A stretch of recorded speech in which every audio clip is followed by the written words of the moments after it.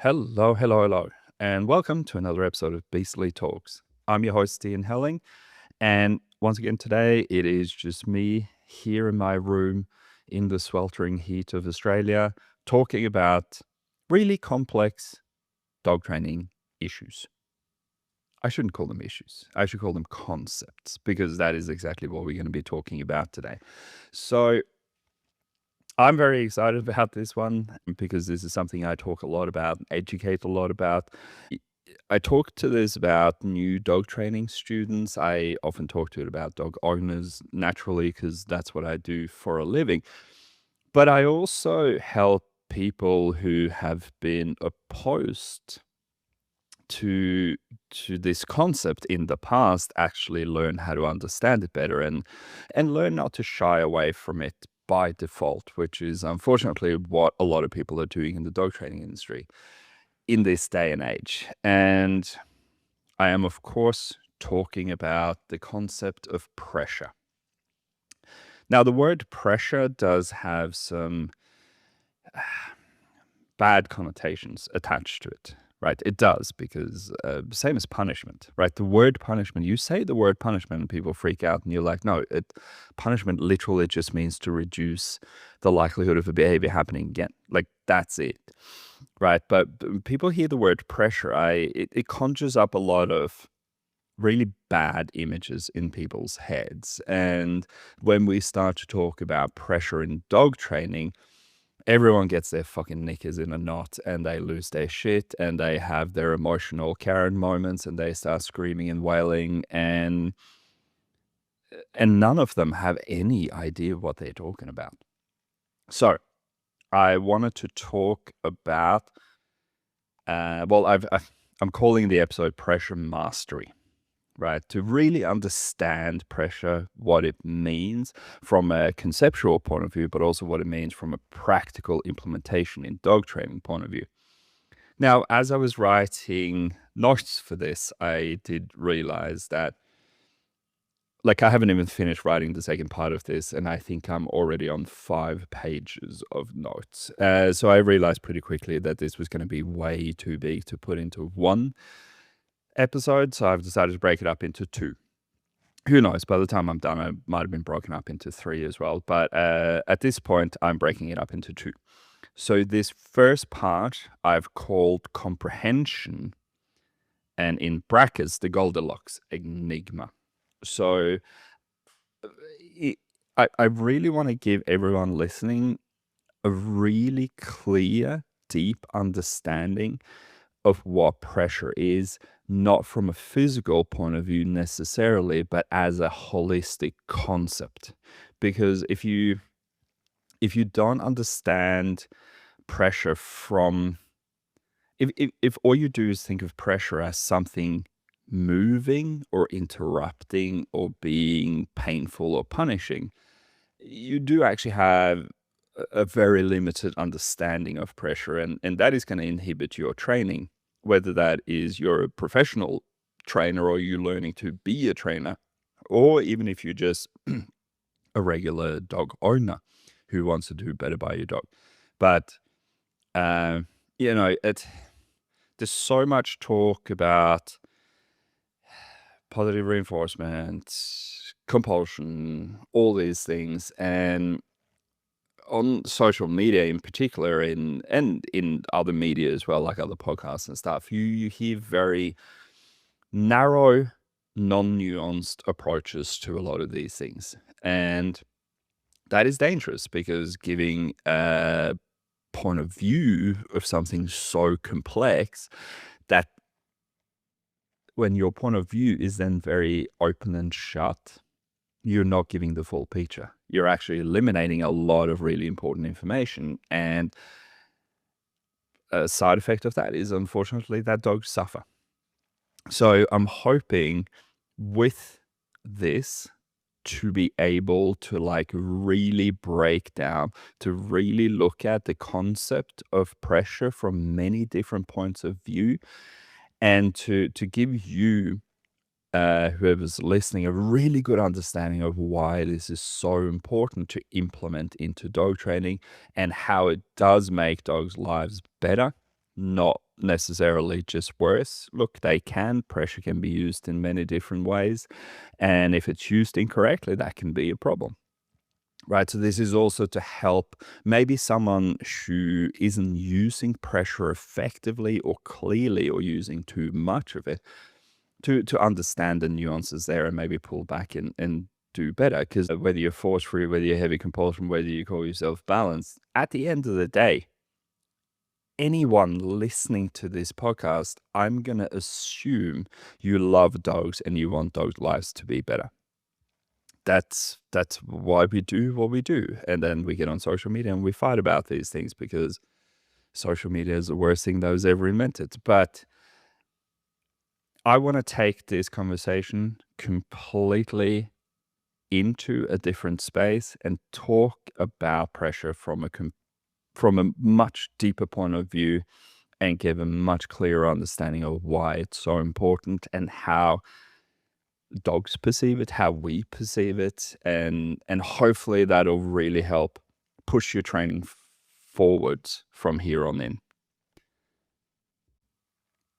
Now, I do cop a lot of flack on social media because I talk a lot about pressure. And what people are saying to me is, you talk about pressure all the time. You must just be crushing dogs. You must be smashing dogs. Why do you never talk about positive reinforcement? Blah, blah, blah, blah, blah. Right. And the very simple answer to that is that positive reinforcement is so fucking ridiculously, stupidly easy that it honestly does not require that much understanding. And people are going to lose their shit over this because people lose their shit over everything, which is perfectly fine. I don't really give a fuck. But at the end of the day, positive reinforcement means give your dog something it likes when it does something you like. And then you break it down to that, and the positive reinforcement crowd and the force-free crowd are going to lose their shit. But what about differential reinforcement? What about different value reinforcers? Blah, blah, blah. And they have all these fancy words. At the end of the day, positive reinforcement means if your dog does something you like, give it something it likes. That behavior is more likely to repeat. That's it. Don't try to make it any more complicated than that, because that's what it fucking is. Now, pressure, on the other hand, is a whole different realm of complicated. And that's why I talk so much about it. Because at the end of the day, and again, I get sorry, I don't get confused. I get told that I must be a heavy-handed trainer because I talk so much about pressure and even punishment, but I talk so little about positive reinforcement. But the fact of the matter is the vast majority of what I do is positive reinforcement. But again, that's so easy. It doesn't require that much learning, really, at the end of the day, unless you're dealing with extremely complex behavioral issues, right? But even then, pressure becomes your best friend. Positive reinforcement is very often not your friend if you're dealing with high-level anxiety, reactivity, or aggression issues. Pressure is a bigger friend at that point, right? So no, I'm not a heavy-handed trainer. I use tons of positive reinforcement, but I educate about the complex parts of dog training, which to me is not positive reinforcement. It is pressure. Unfortunately, a lot of what's left out in the social media conversation is nuance. It is very kind of cut and dry. It's positive reinforcement can fix anything. Punishment will always make dogs fearful, aggressive. These things are repeated like mantras all the time. but they actually eliminate so much of nuance that is super important to understand, especially if you want to get deep into dog training or you really want to understand your dog. And that's why I'm going to talk specifically about pressure right here, right now, as our very good friend Fatboy Slim put it. Actually, I'm going to tell you a really weird story. This is not related to dog training at all, but this is actually something that happened to me. So when I was living in Norway, I was probably 22 years or something at the time. I went to a Fatboy Slim concert, which was at the top of a ski center. So this was back in my days when my knees were functioning and I was snowboarding. And we were going to this massive gig. It was in the middle of the day, I think about noon. Now, if you're not familiar with Fatboy Slim, he was huge in the 90s and 2000s, playing techno music, essentially, which is not really my thing at all if you know anything about me. But I do enjoy a little bit of Fatboy Slim from time to time. Now, anyways, we jump on the ski lift and we blast our way all the way to the top, and there is this massive stage built. Now, there are thousands of people there, and the sun's out, but most people are actually in T-shirts, despite the fact that it's like 10 minus degrees. But we're having a good time. We're having some drinks, we're having some fun, and we're listening to Fatboy Slim. Now, before Fatboy Slim actually walked on stage, what happened is a person, a staff, I presume, walked onto the stage and he puts down 2 big 1-liter bottles of vodka. Now, people obviously started screaming, "Oh my God, like it's happening, the guy's coming on stage." And he waited another 20 minutes before he actually walked on stage and started playing. Now, the way that he walked on stage is he walked out, he fired up some weed techno sounds while he cracked the first bottle of vodka and had a big sip of it. Now, he then had some more sips and then he started playing. Everyone's jumping around, everyone's having a good time. But about halfway through the concert, he actually picks up the other bottle of vodka. He walks up to the edge of the stage and he chucks it into the audience. And guess who caught it? That is yours truly, Mr. Stian Helling, the big bearded fucking weirdo in Australia that talks about dogs and dog training. I kept that bottle for so long because it was such a memorable thing to me. Now, I know this has got nothing to do with dogs training and pressure, but it literally just popped into my head. So I thought I'd tell you that story because I am not just a dog abuser like people say online. I'm actually a normal person who just loves working with dogs. All right, so let's get stuck into it. So I've called this the Goldilocks Enigma for a couple of reasons. And the first reasons is, now I'm not going to make any assumptions here. In my head, I assume that most people have heard the story of Goldilocks, but it's kind of hard to make assumptions these days. But the story of Goldilocks is it's a children's book about this girl named Goldilocks who, don't ask me why, because I can't remember, but she breaks into a house that is owned by 3 bears. Now, there's a big bear, daddy bear, there's a medium bear, which is mommy bear, and then there's a child bear, which is the little bear. Now, she breaks into this house and she starts ruffling through their stuff, which, in my opinion, isn't all that cool, but, here we are.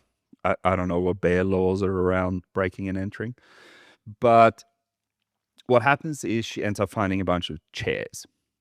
A large chair, a medium chair, and a small chair. She sits in the large chair and she goes, "Oh my God, it is uncomfortable. It is too hard. I don't like it." She gets out of it. She gets in the medium chair and she goes, "This is way too soft. I'm sinking into it. This is uncomfortable. I don't like it."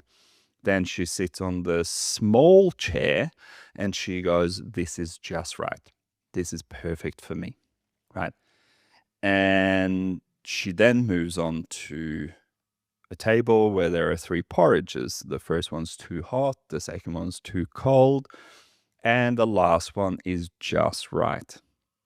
Finally, she ends up climbing up into their beds, which is particularly fucking weird. But here we are. I'm not gonna argue children's books logic at this point because I feel like that is off topic. But she sleeps in the big bed and it is too hard. It's uncomfortable. So she gets out. She sleeps in the medium bed. It's too soft.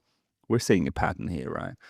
And eventually she jumps in the small bed and it is just perfect. She falls asleep. Now she falls asleep for too long. If I remember the story correct, the bears come back and she screams and runs away. So no accountability, but that's the fucking world we live in these days. So, how does a children's story like this apply to dog training? Well, actually, in many ways, but the reason why I've called it the Goldilocks it's been a long day. The reason why I called it a Goldilocks enigma is because an enigma is a really complicated, detailed, hard to understand concept. Now, the Goldilocks in and of itself is very easy. Bed's too hard, bed's too soft. I can't get comfortable. I got to find the middle ground, which is just right. And that is exactly what we do with dogs, especially whether we're training them for obedience, whether we're training them for sports, whether we're doing behavior modification, doesn't really matter. Finding that sweet spot that the dogs fit into, that the dogs are comfortable in, where they understand the complexities of the pressure that is hitting them from everywhere around them and even internally for the dog. That's the important thing, but that's also the super difficult thing.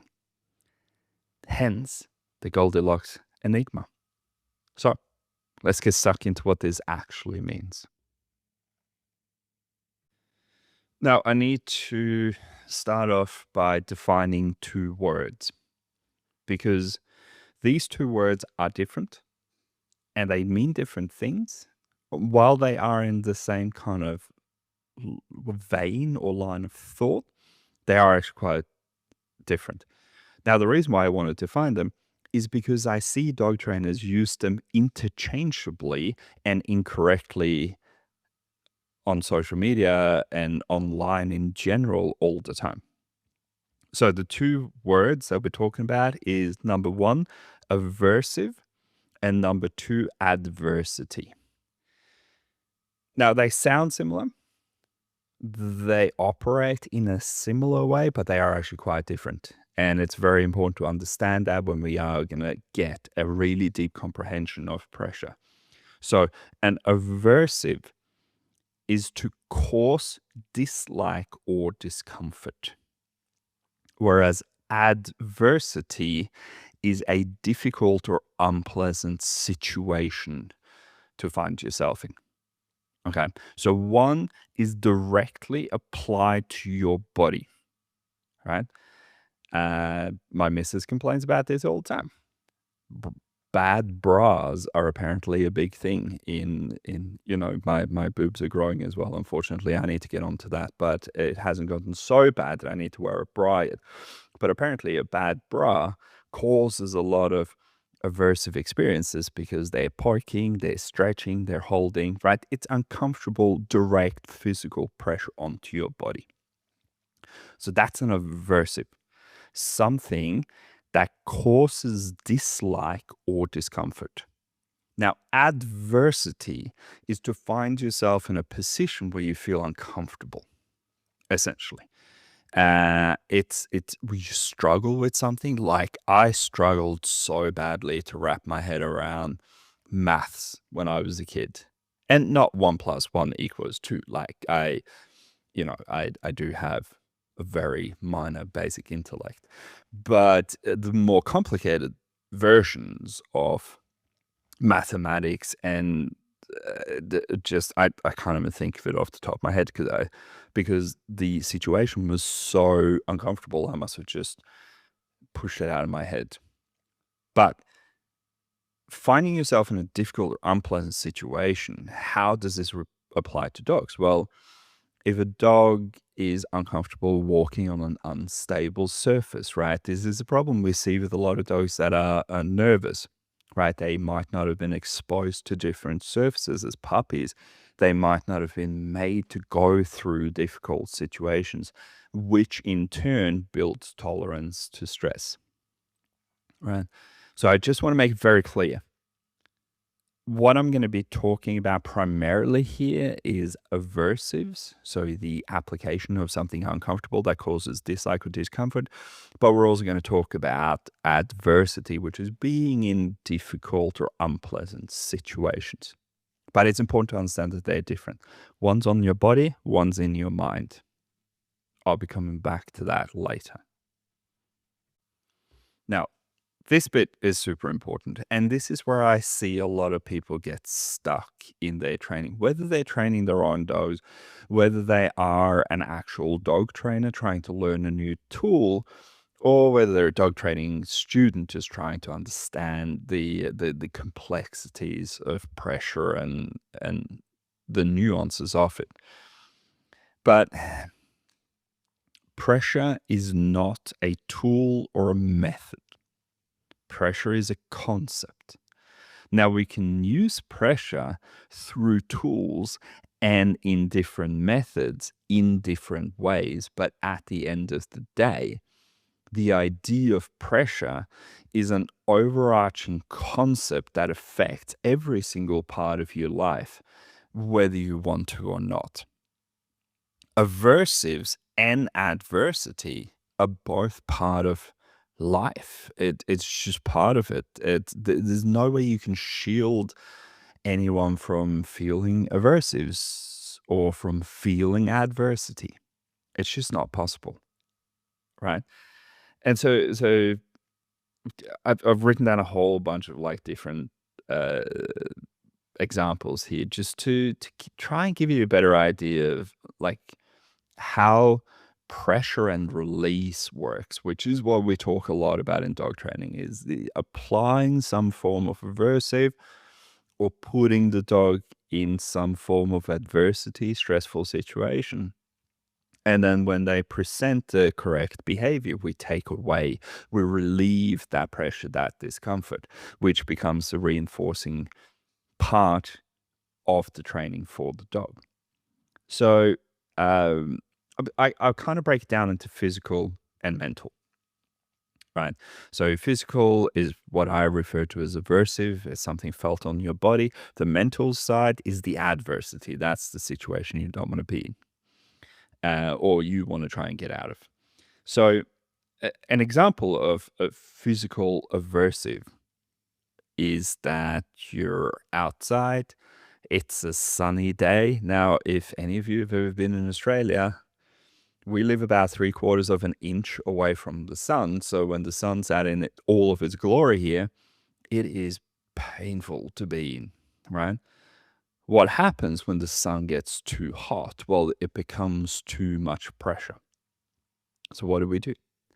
Well, we move into the shade, right? That alleviates the pressure of the sun beating down of us, increasing our body heat, burning our skin, whatever it may be. We can also cover up, right? We can put hats on, we can put clothes on, right? But that again, in turn, is going to probably add to your problem, because now with more clothes, you're going to feel more pressure, because the pressure in and of itself is the heat, right? So that's a sensation. The sensation of being in the sun applies pressure to the point where we go, I have to move into the shade now because it's too much. Now, think about being asleep in your bed, right? You lie on one side of your bed for too long.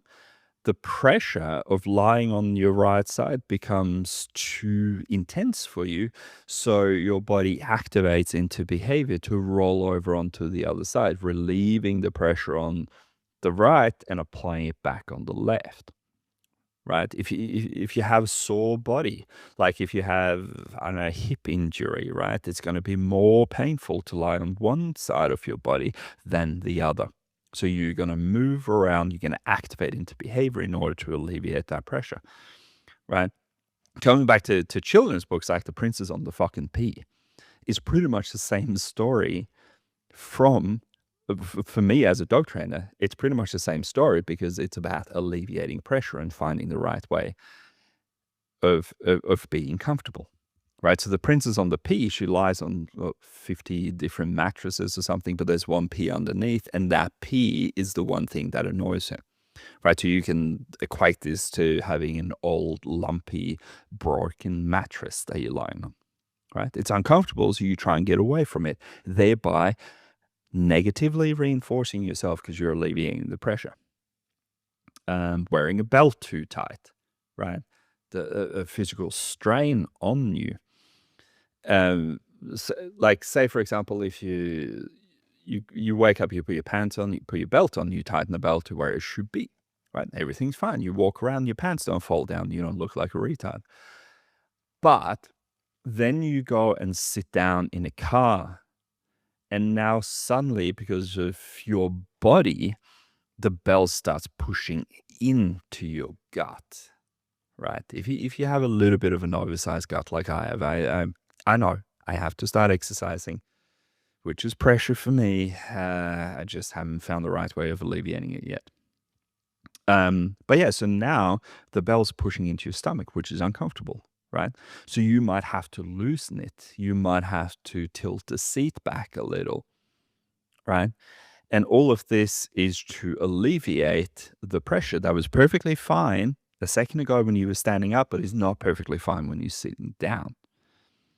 Right? You sit on the toilet for too long looking at memes. What happens?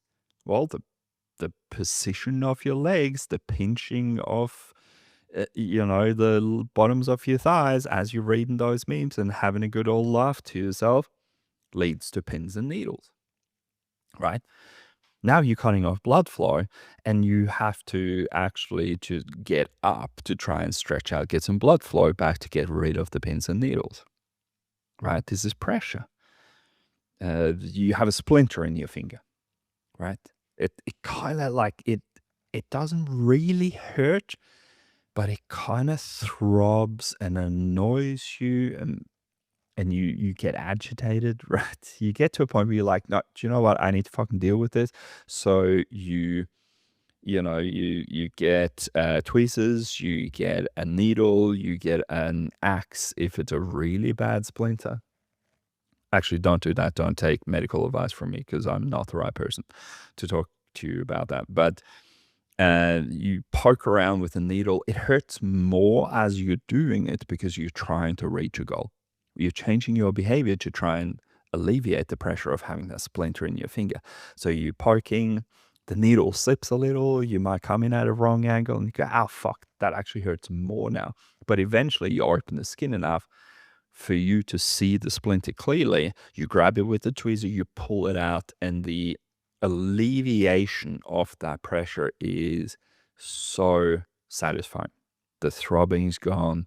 You feel more relaxed. You feel less agitated, right? All of this is pressure. All of this is pressure, just in different forms, applied in different ways. All right. So that's the physical side of things. Physical discomfort, aversive, leads to behavior change, leads to the alleviation of the aversive. Now, what about mental pressure? Well, mental pressure is similar, but it comes from internally. Aversives come externally.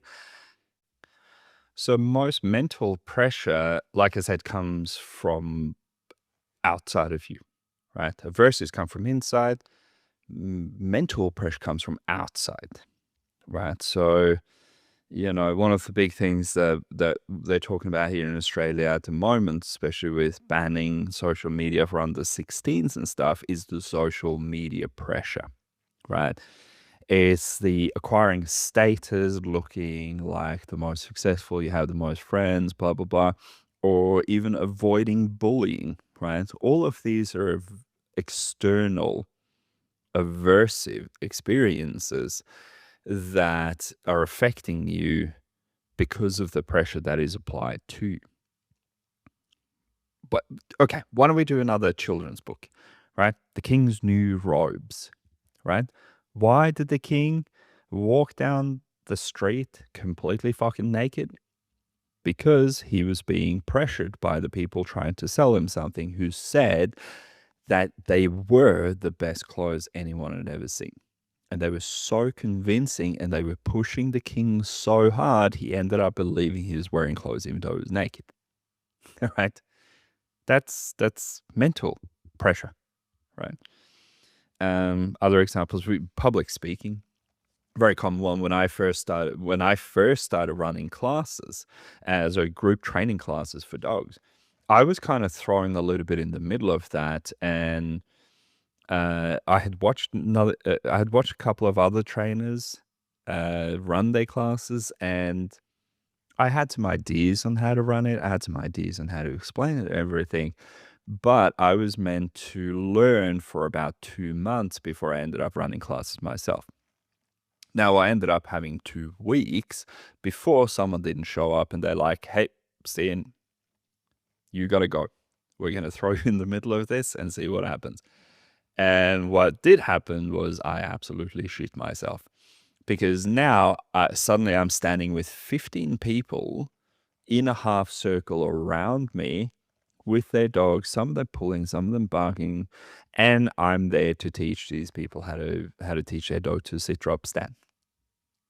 It it well, I did a lot of what I did now. I did a lot of right, but I managed to fight my way through it, and now speaking publicly is a piece of cake.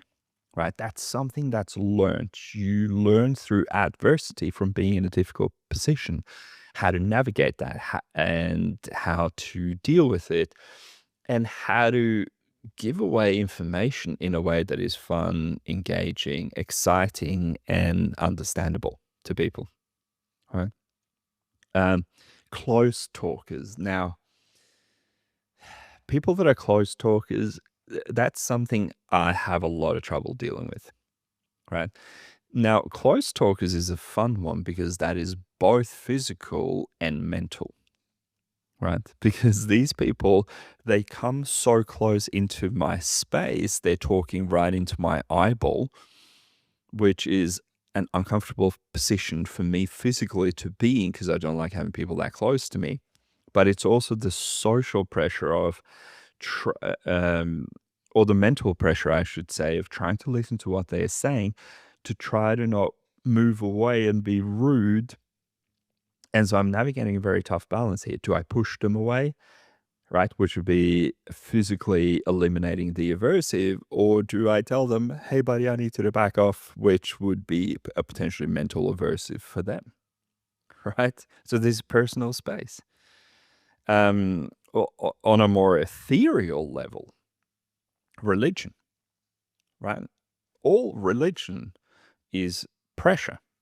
It is forcing you to behave in a particular way under either the threat of hell, which is eternal torment and eternal pain, or eternal reinforcement, which is, heaven, right? I'm sure there are religions out there that only have a hell or only a heaven, that I don't know about. But, religion is mentally pressuring you into a point of like, hey, if you don't do this, this thing happens, right? So it's a verbal threat, which again is, fear of safety. If I'm walking down the street and someone starts like yelling at me, like, "Oh," that applies pressure. Maybe not physically at this point, because the person might be on the other side of the street, but I'm like, why are they targeting me? Right? And so these are all different examples of pressure, right? The point that I'm trying to illustrate here is that pressure goes so far beyond what most people understand in dogs and dog training. Whenever we talk about pressure in dog training, we tend to just talk about tools, right? Electric collars, leash pressure, spatial pressure walking into a dog space, but it's so much bigger than that. And hopefully all of these examples can just kickstart your brain into thinking, like, what situation am I currently in? What situation am I currently putting my dog in? Is if you have a reactive dog, is it the aversive of pulling on the leash that is triggering the behavior through causing frustration? Or is it the adversity of being in a stressful situation where the dog feels uncomfortable because it has lacked introduction to stress as a young puppy? Right. So when we talk about pressure, trust me, it is not as fucking clear cut as most people try and make it out to be. Now, at this point, I think we kind of have to move into talking about behaviorism. So I've talked about this in a previous podcast, Learning How to Teach, where we talk about reinforcement versus punishment. Um, Now, when we talk about pressure in training, we very often talk about creating behaviors through negative reinforcement, or we talk about using positive punishment or the application of aversive pressure in order to stop a behavior. Now, I just want to quickly define what that means. So the behaviorism side of things is actually quite a limited view on pressure in dog training. But because it is something we talk so much about, it is important, and what I'm going to talk about later, it is important to understand the difference between the two. Right? So negative reinforcement. Okay. Reinforcement can only ever start, create, or maintain a behavior. Punishment can only ever interrupt, stop, or reduce a behavior. Right? That's very important to understand. Reinforcement creates behavior, punishment stops behavior. Now, in negative reinforcement, so the way that I explain this in my workshops, when I'm running e-collar workshops, for example, is that negative reinforcement is prolonged pressure. So it's low intensity, it's slow, it's steady, it's persistent. It is nagging you into doing something, into changing your behavior, essentially, right? Whereas positive punishment is interruptive pressure. So it is high intensity, it's fast and sharp, and it's instantaneous, right? So negative reinforcement, think of someone tapping you on the shoulder, right? So you're really focused on something, you're trying to do something, you're playing a computer game, right? I like playing computer games, so I like using that analogy. But say if I'm playing a computer game, and someone starts tapping me on the shoulder, tap, tap, tap, tap, tap, tap, tap, tap, tap, tap, tap, tap, tap, right?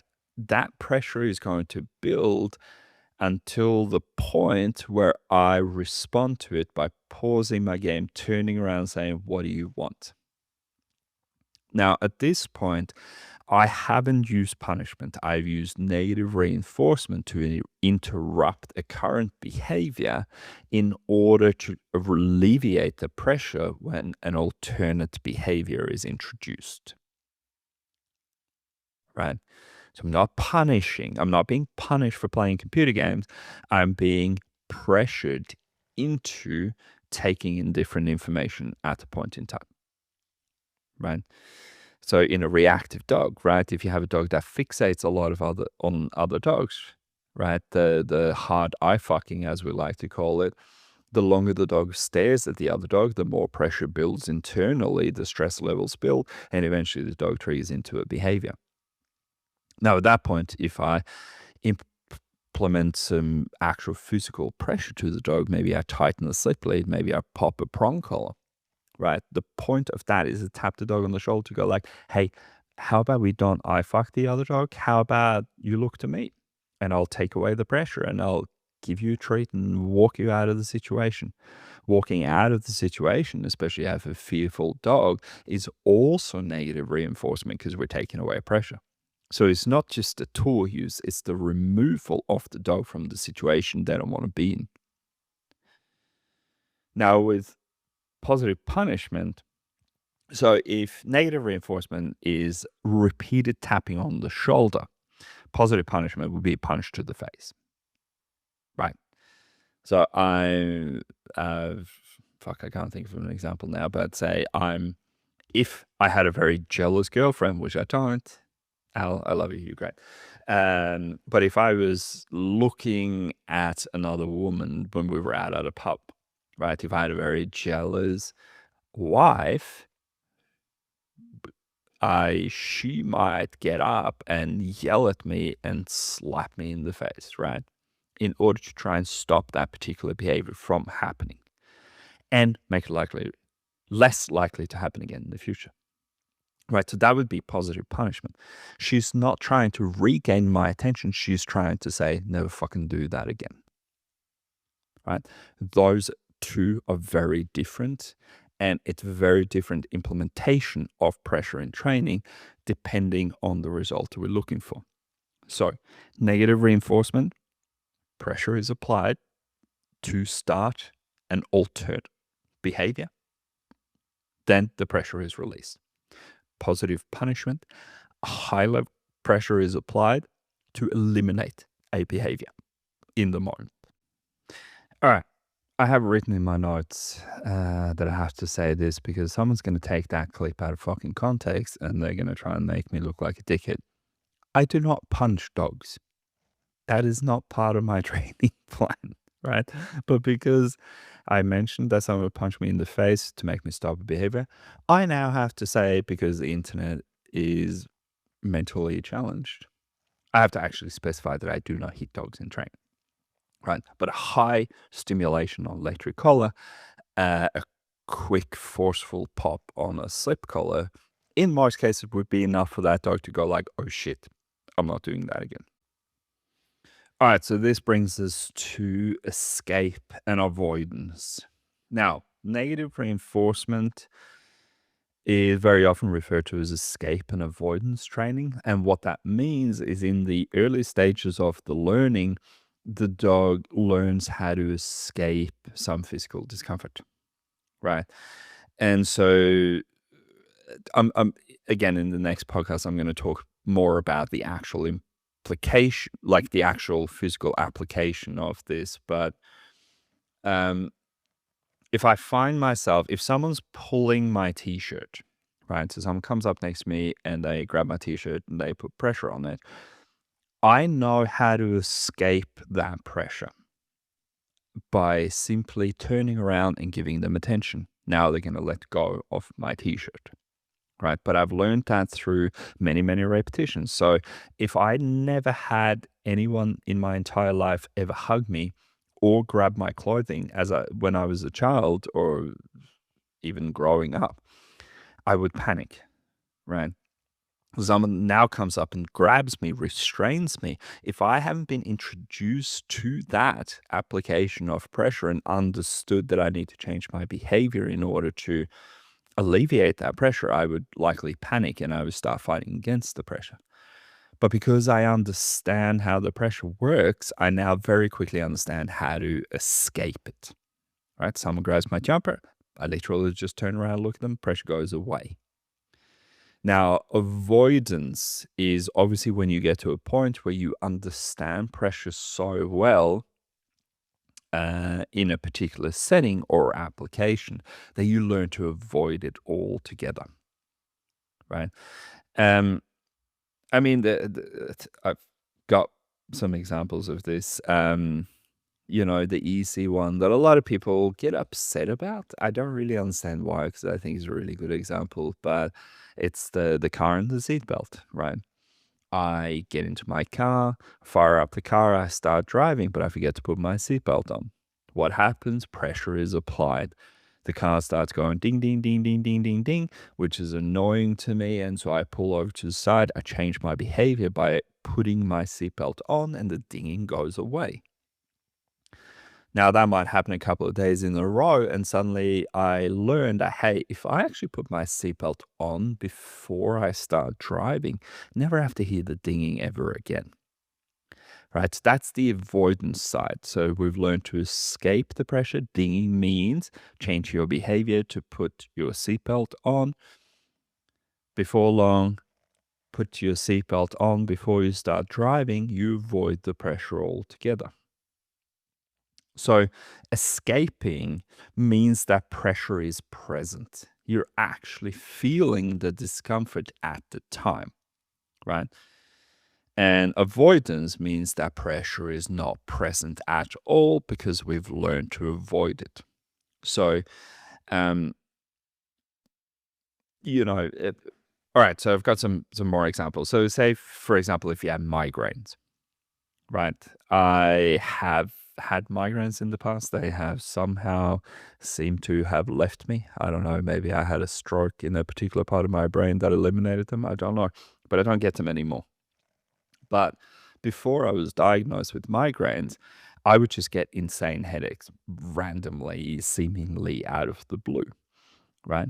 And so at that point, pressure is present. My head feels like it's got a nuclear bomb going off in it every 5 seconds. So at that point, I start taking painkillers to escape the pressure. Like I'm popping painkillers in order for that pressure to go away, right? Now, I was never put on preventative medication for migraines because it seemed to resolve itself. I don't know how, don't ask me how. But I do have other friends who are taking preventative medication. So I know this popular one called Diamante. I don't know how to pronounce it, but this is a medication that prevents migraines from being onset. And so that is the avoidance side. I only ever experienced the escape side of things because I was never given the opportunity to avoid migraines. So when it happened, I had to take a huge amount of painkillers to escape the pain. But people who have them more regularly than me and have been diagnosed earlier had preventive medication to avoid it from happening altogether. Right? Say alcohol. I love talking about this. I am sitting here with a glass of wine now. I'm going to have a quick drink because I'm having a good time. I hope you are as well. Now, I like red wine.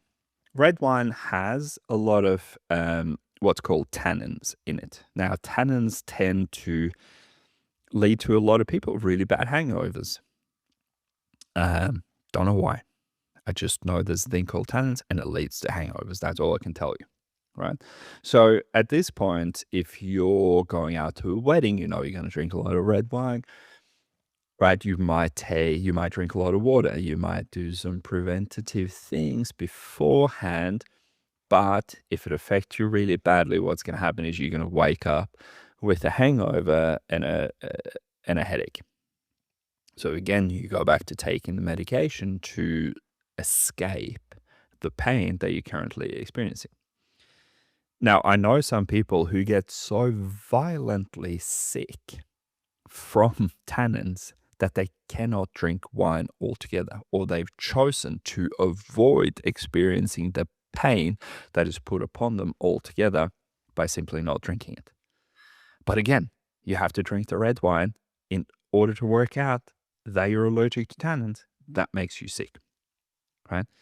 So this idea that you never have to experience any aversive or adversive experiences in your life altogether, which is the force-free side of dog training, is complete and utter fucking nonsense.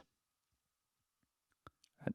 Now, so another interesting topic, which is taxes, right? So taxes apply to all of us. Like, there's no getting around that, and that is pressure, right? So how do we work within, around, deal with taxes? Well, if you pay your taxes before the due date, you avoid getting a positive punishment, which is a fine is sent to you and you lose more money.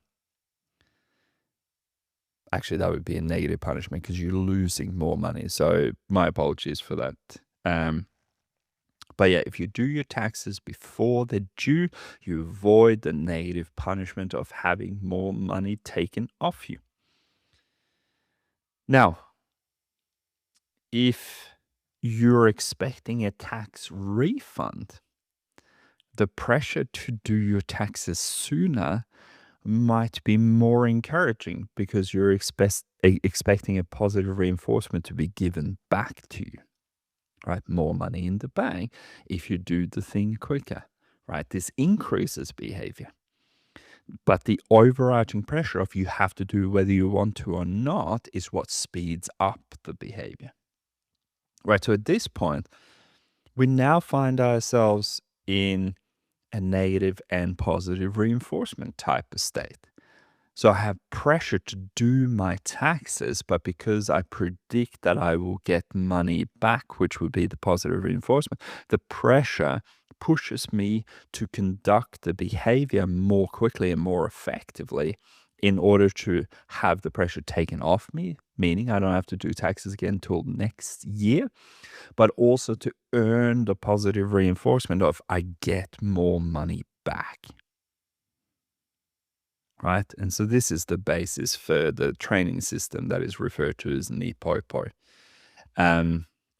which I have hopefully someone coming on where we're going to talk about that. So, but I'm going to leave that there for now. Cliffhanger.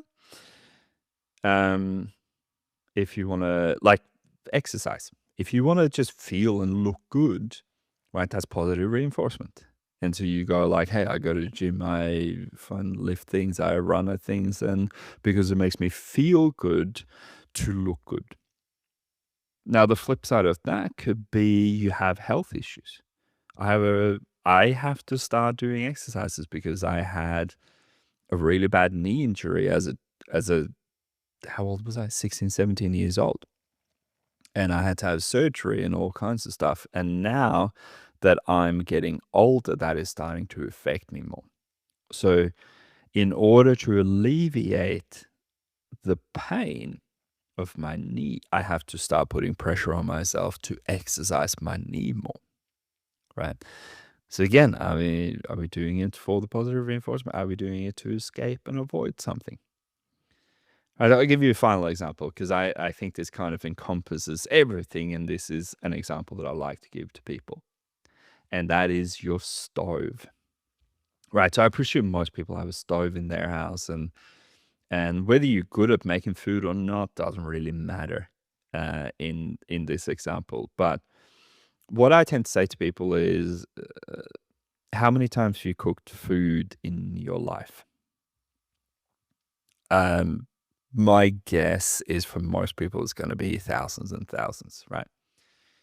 Positive reinforcement is kind of an ongoing thing. It never really stops.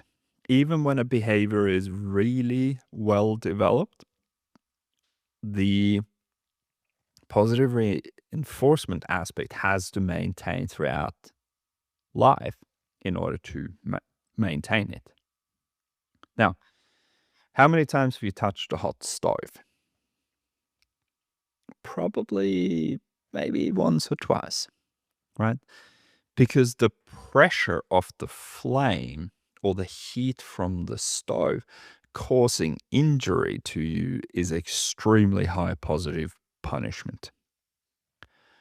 Now, here comes the interesting bit. So you, at this point, have touched the hot stove, you burnt your hand, it's been maybe weeks of recovery.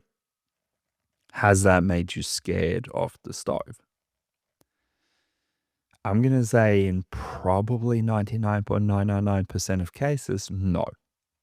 Because you have learned that when the stove's on, we have to be paying attention. We have to be focused on what we're doing. Because touching the hot stove leads to punishment, which is a bad thing. So I'm going to reduce that behavior of touching the stove by just being more alert. Now, you might have a few things going on the stove. And you might be like, oh, there's potatoes over there, there's meat over there, there's veggies over there, right? And you start getting a bit close to the stove as you're leaning over and you go like, oh man, I have to stir the gravy. Now what happens at this point is the stove's going to remind you that it's hot by introducing a little bit of low level pressure. So now as you're leaning over the stove, you go, fuck, that's hot. And you back away before you get burnt. Right? That's negative reinforcement. That's that's the stove just reminding you, hey, it's hot here. don't lean over for too long. Right? And then obviously the negative punishment aspect of this would be your gas gets turned off, your electricity goes out, and you can't use the stove anymore. Right? But again, all of this is pressure. Even the negative punishment thing, my stove isn't working. Well, where do I get food from? Because I feel hunger. I need to alleviate that hunger. Where do I get my food from? Right? Pressure is the most natural part of life, but it is ramped up to be this horrible thing that should never be introduced to dog training in any way, form, or shape. Now, I'm hoping that at this point you kind of realize why I needed to break this up into a couple of chats, because I think I'm already nearly at the 1 hour mark, and I am maybe halfway through my notes, but I'm going to try and ramp it up and speed it up a little bit from here on in. All right. I hope you're still all with me. I hope you're not getting too overwhelmed. Trust me, if you need to have a break, totally get that. But hopefully, I'm making this as understandable as I possibly can. Now, coming back to the stove a little bit, we hear very often that any form of implementation of pressure or punishment in training will make a dog more fearful. It will make them more aggressive. It will push them into learned helplessness, which is essentially the dog version of depression. Now, what is never actually mentioned in this scenario is contingency. And that is something we need to talk about. So, back to the stove example, you touch the hot stove once, you get severely punished. But it doesn't make you scared of the stove. Why? Because the punishment was contingent. You understand that when the stove is turned on, we must not touch it because that will lead to punishment. So the introduction of any form of pressure, aversive, adversity, or punishment into dog training only becomes a problem when it's non-contingent and the dog does not understand how to escape, avoid the pressure or punishment. That's important to understand. Implementing pressure into your training does not automatically crush a dog's spirit and shut them down and make them depressed. In fact, the opposite. And if done correctly, in most cases, it will ramp them up and make them have a better time. Right? So, you go to work, say you have a desk job where you do paperwork, right? And then your boss one day goes like, hey, everyone, do you know what? I'm going to do a little bit of incentivizing to my employees. The faster you finish your work every Friday this month, the sooner you get to leave work. Right? Now, there's pressure on you because you're like, fuck, if I work harder, if I put in more effort, I might get my positive reinforcement quicker, which is going back to doing what I want, which whether that's hanging with your kids, your wife, having a drink, playing computer games, I don't care, right? But now you go like, I'm going to double down. I'm going to try and finish by 12 every single Friday, right? Now, at that point, your boss could also introduce some additional pressure to go, but if you haven't finished by 5, you have to come in earlier on Monday. Right? So now we're adding more pressure with the idea of a punishment following up. Right? So now you're more incentivized. Are you scared of your boss because you might have to come in 15 minutes early on Monday? No, of course not. Because you know how to avoid that. You just have to increase the intensity in your work, right? And that's a lot of what we do with dogs. And when all of this becomes clear to the dog, when you speak to the dog in a language they understand, when you pressure and push them and reward them and punish them, no aversive fallout's going to happen. No bad things are going to happen to your dog. They're not going to be in a state of despair or fear because they go, hey, I know how this works. I know how this operates. I'm going to work within the parameters that have been trained, taught, and set for me. And I'm going to avoid any form of punishment in the future. Right? So just what I'm trying to say here is contingency is so important. Because if your boss just suddenly said one day, hey, I'm not going to let you leave till between 4 and 9 p.m. for no reason. You can't leave your desk until I walk up and say, now you can leave your desk. How long do you reckon you're going to stay at that job? Or how long is it going to take before you have some mental health issues because of that job? Because it's non-contingent.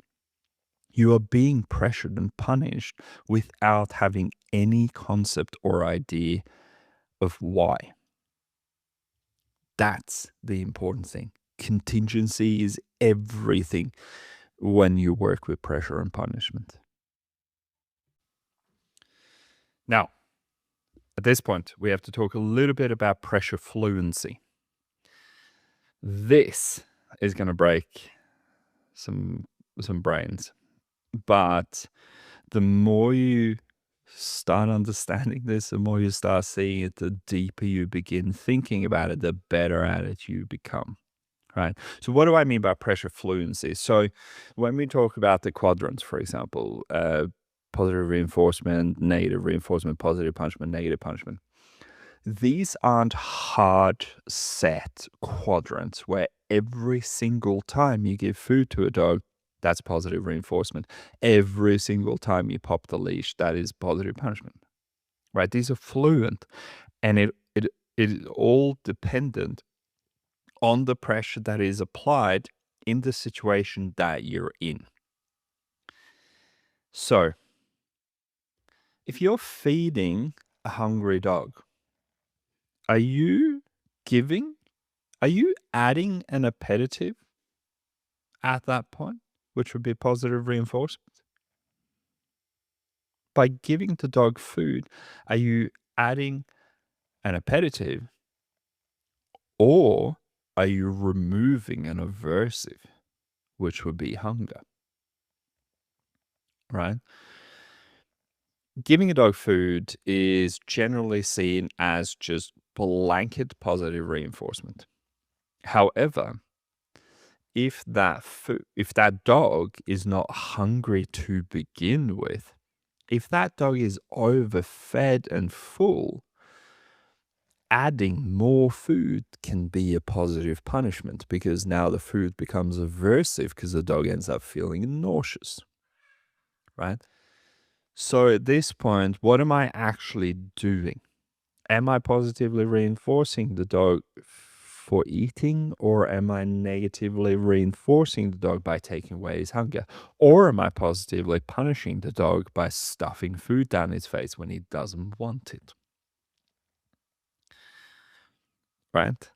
And these are where the nuances come in. The nuances that you never see on social media, that you never see in discussions, in versus discussions, where it's positive reinforcement versus positive punishment, right?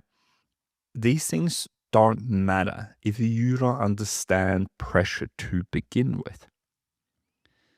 And so if you're in a cold house and you start a fire, are you adding heat, which would be appetitive, or are you removing cold, which would be negative reinforcement and removal of aversives? What if your hand gets too close to the fire as you're throwing another log on? That would be positive punishment, right? But then you pull your hand away, now you're not adding to the fire, so that could technically be negative punishment because you're still feeling the cold because you're not adding to the fire. All right. I'm not trying to put you into some X-Files fucking episode here where no one has any answers, right? I'm just trying to crack open your mind and start to think a little bit deeper about this stuff. because it isn't as simple as you see online, where positive reinforcement fixes everything and positive punishment always makes dogs fearful and aggressive. It is so far beyond that. All right.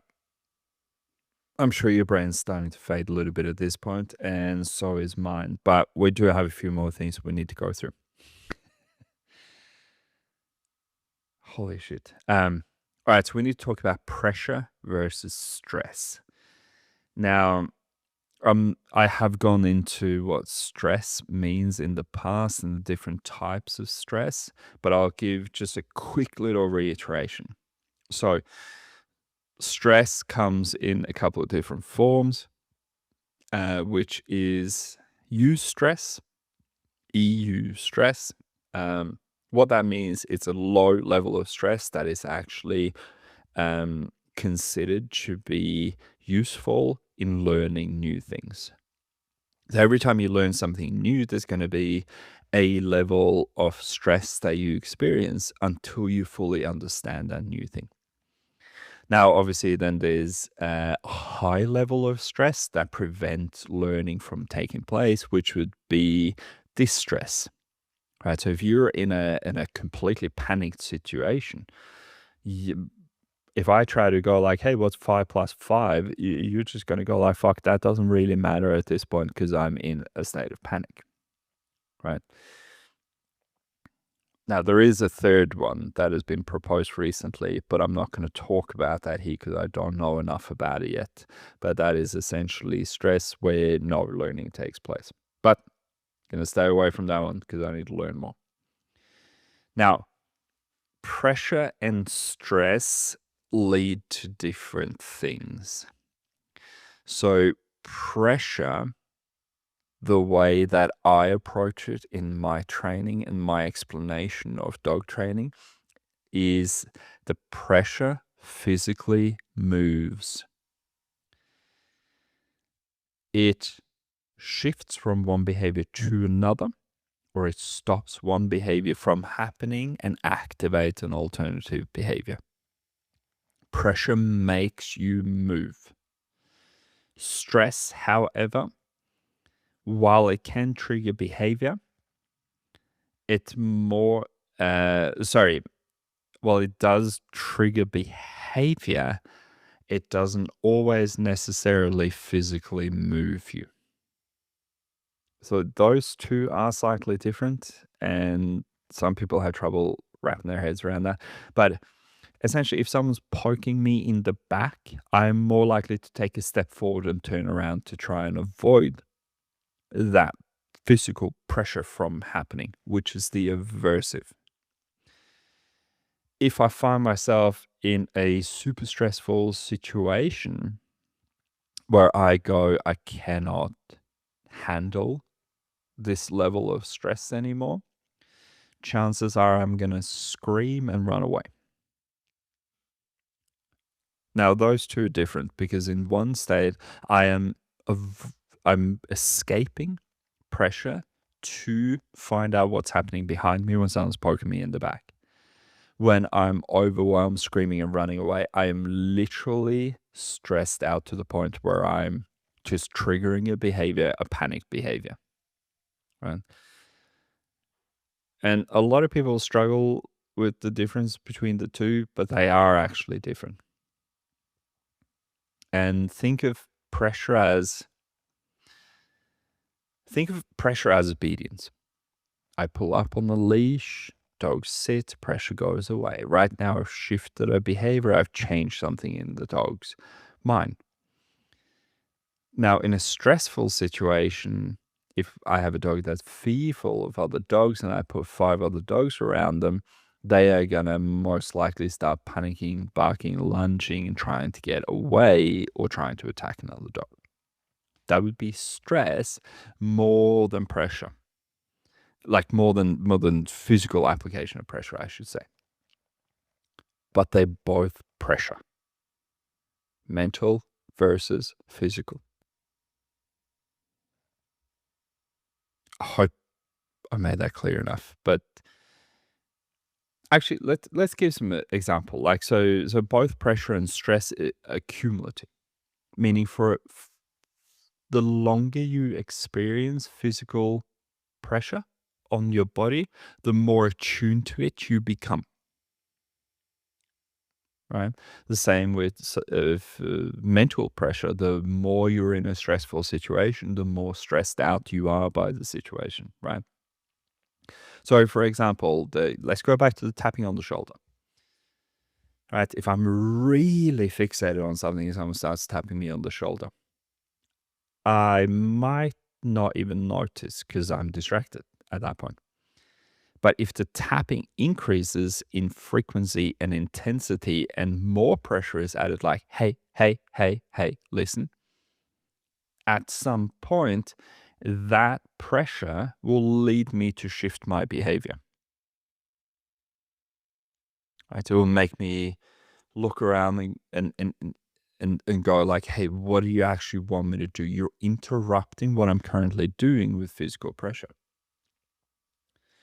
Now, from the psychological side of things, I live in a very, very dangerous area when it comes to fires, right? So Australia is very prone to fires in general. And the area that we're in is a massive open area with very flammable things around, especially in summertime. So what happens is when we have an extreme fire day, we have an app from the Australian government that will alert us to fires happening and floods happening and all that kind of stuff. So, from a stress point of view, here's the situation that happened not too many weeks ago for us, but I hear a ding on my phone. The ding alerts me to the fact that something's going on. So I pick up my phone, I look at it, and my phone tells me a fire has started some 20, 30 kilometers away from us. Now that adds stress to me because I'm like, well, that fire spreads quickly in the right circumstances, and today are the right circumstances. So now I jump on and I read the local news, and the local news reporting, yeah, it's a pretty big grass fire that we do not have control of at this point. Now I get more stressed, right? So at this point, I start to smell smoke.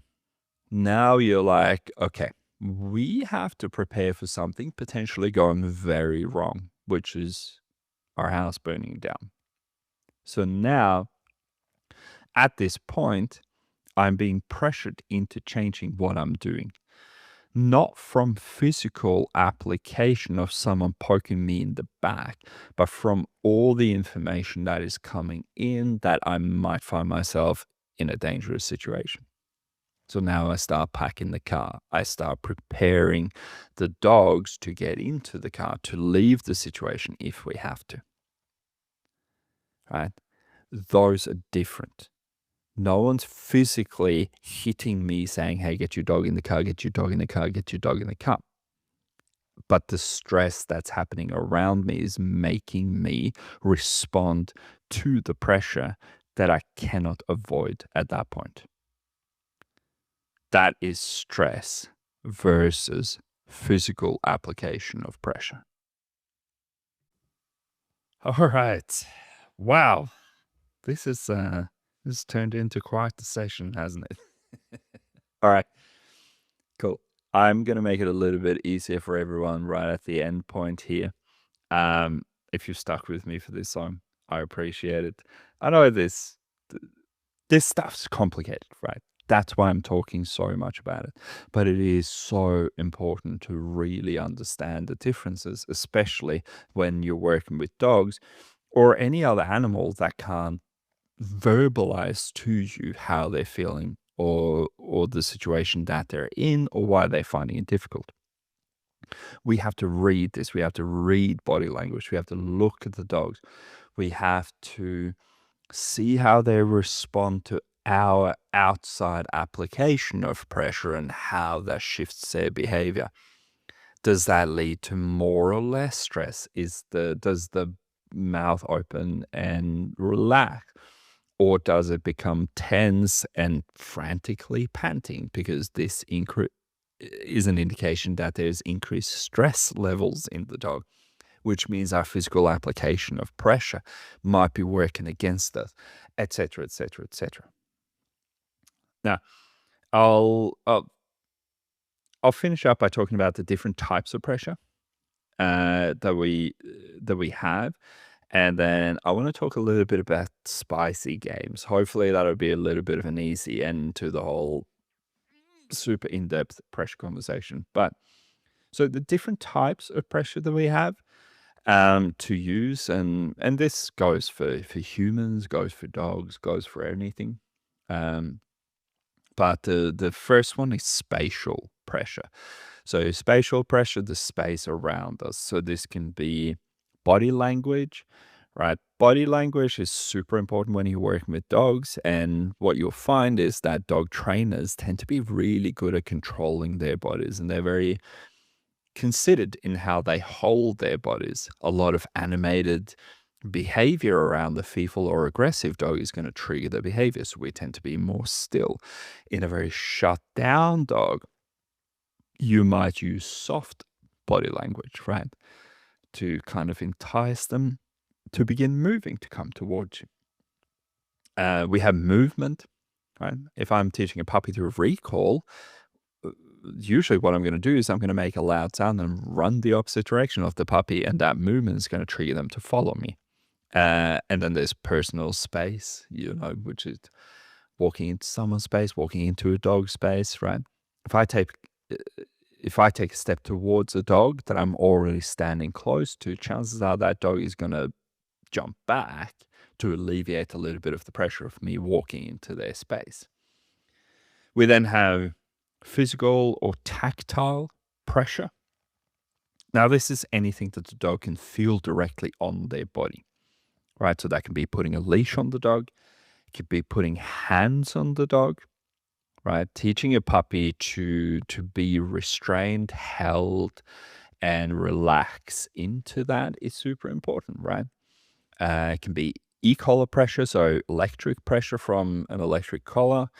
It could be grabbing their collar. Like, a lot of dogs do very poorly with being grabbed by the collar because it freaks them out, and they will very often aggress towards you if they haven't been taught how to deal with that. It can be hunger, right? Being hungry is physical.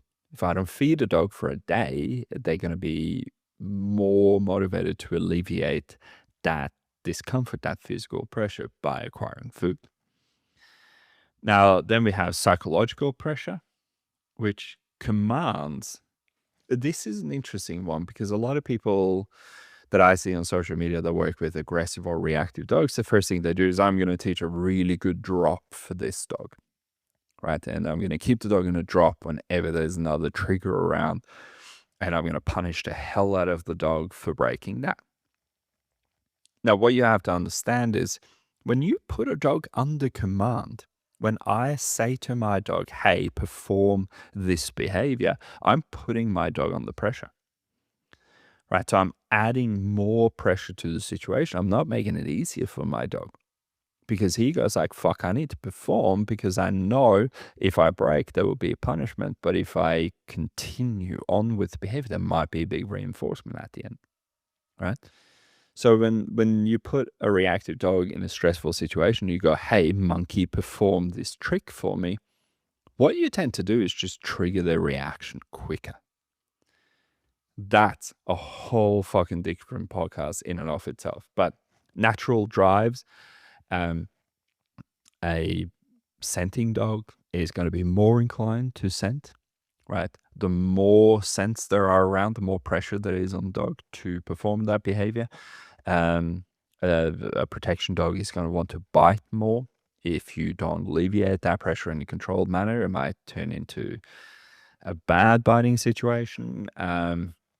A Jack Russell, a terrier, a ratting dog is going to lose their shit every time they see a rat, right? Because the pressure to get that thing, to alleviate that natural drive, is so high. And from a psychological point of view, probably one of the most important things at the end of the day is that the dog feels safe. Safety is the number one priority for pretty much every living being on the planet.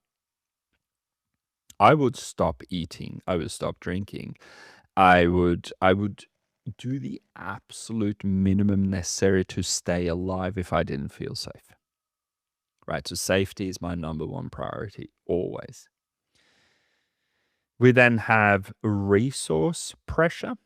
So obviously this can be access to food, access to toys, access to couches, beds, even crates, right? Any resource that the dog finds valuable, anything that happens around that might increase stress and pressure on the dog, which can lead to behavior change, such as aggression in the terms of resource guarding.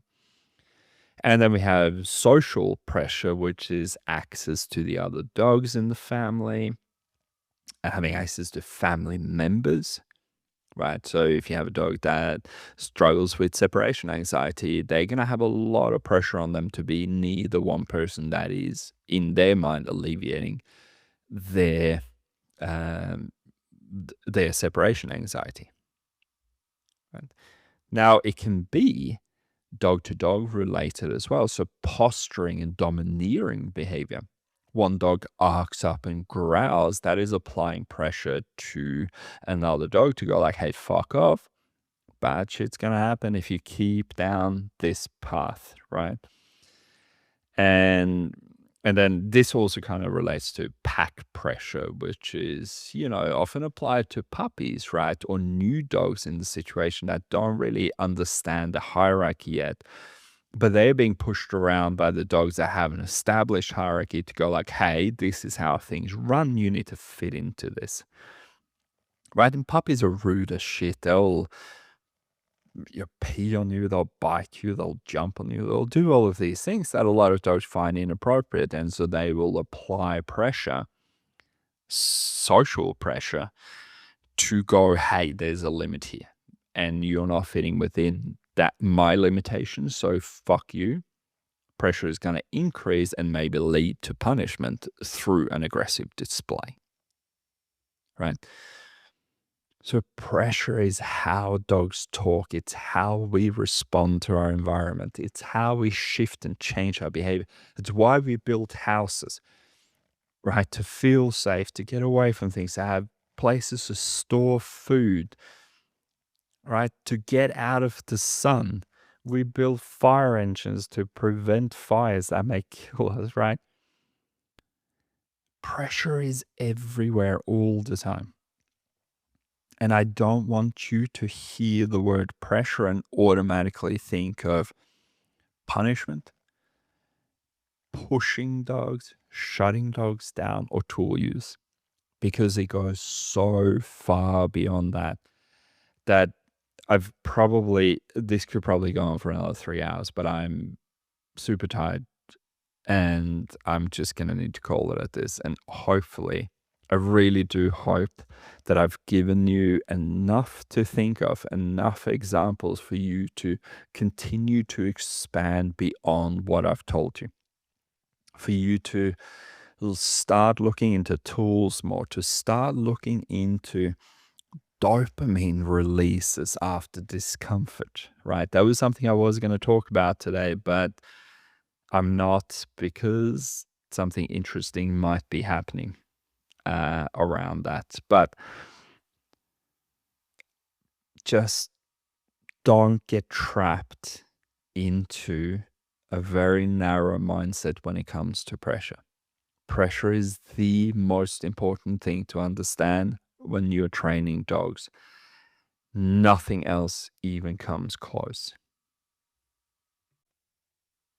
All right. That's another episode of Beastly Talks. Went for longer than I expected. If you have stuck with me right till the end, I very much appreciate your dedication to learning about dogs and pressure. Um, yeah, again, this was to try and just get everyone to think a little bit beyond the little bit of nonsense that you see on social media, to look at their dogs a little bit different, to step towards your dog, see how they respond, right? Understand that you're shifting your dog's behavior and you're doing that intentionally at that point through the use of pressure. It isn't just something that randomly happens, right? It's always out there, but we can control it. We can help the dogs through it. We can help the dogs understand it. And the better the dog understands it, the less issues you're gonna have, the more you're gonna be able to communicate with your dog, the better of a life you're gonna have together. It is that simple, right? Just forking out treats or yelling and cranking dogs on prong collars, it's not gonna do that. But a clear, deep understanding of pressure is gonna take your dog training to beyond anything you could ever imagine. Thank you so much for everyone who's been getting in touch. I've been getting comments on the podcast. I've been getting emails, and it's super exciting. It's really cool to hear what people think, that people are liking it. So keep that coming. If you have topics you want to talk about, or you want me to talk about, I should say, more than happy to hear that. If you think there are certain people I should speak to on the podcast, absolutely let me know. I'll get in touch with them. But yeah, I'm loving doing this podcast thing, and people seem to be enjoying it as well. So thank you so much. Don't forget to give it a follow, give it a 5-star review. That means more people are gonna see it. And yeah, stay awesome. Now go train your fucking dogs. Thank you for tuning in to another episode of Beastly Talks. I hope you found it interesting and that you'll join me for the next one as well. If you like this podcast, please take a moment to rate and review it so that more people can hear about it. Or if you think this particular episode would benefit a family member, friend, or colleague, be sure to share it with them directly. You can follow me on social media at Viking Dog Trainer on Facebook, Instagram, and YouTube. Thank you for your support and keep training your dog.